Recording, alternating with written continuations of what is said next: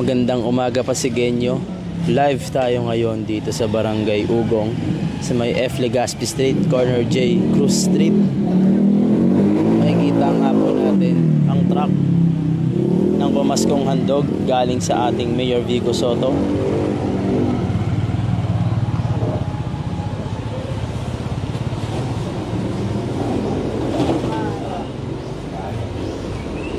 At ang truck nga po na ito ay naglalaman daw ng 3,000 plus na pamaskong handog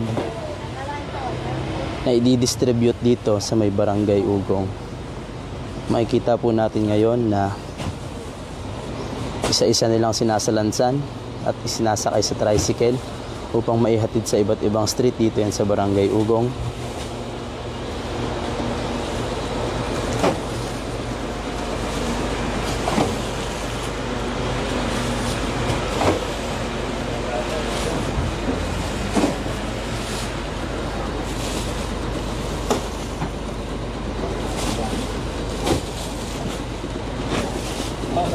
Ganun pa rin po ang sistema. Kailangan po natin ng QR code para makareceive ng pamaskong handog.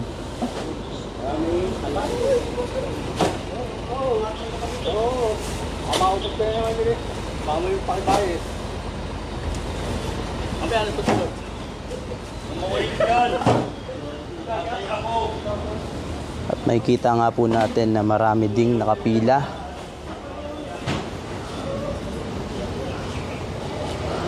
ng mga tricycle na magkakarga ng mga pamaskong handog para dalhin sa iba't ibang street dito yan sa Barangay Ugong, Pasig City.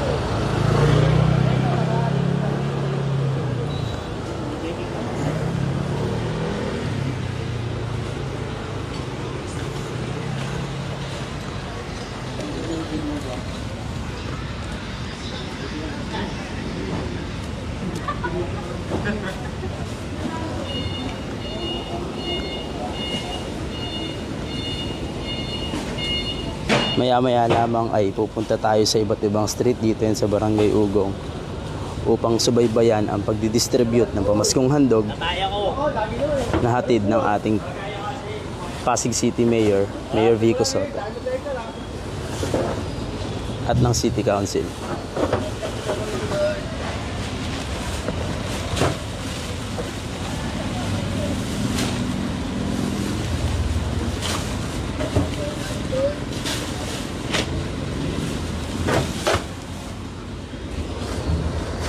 Sa ngayon nga ay makikita nyo ang paghahanda at pag-aayos ng mga food packs para sa mga residente ng Barangay Ugong.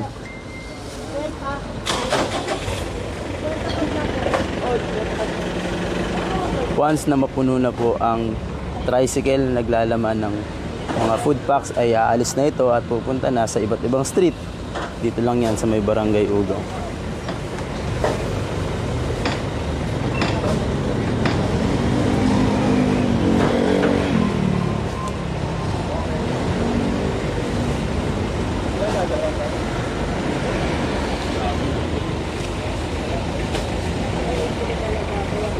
Hanggang dito na lang po muna ang ating live. Panadalihin po natin nakasubaybay sa page ng iNews Pasig para sa latest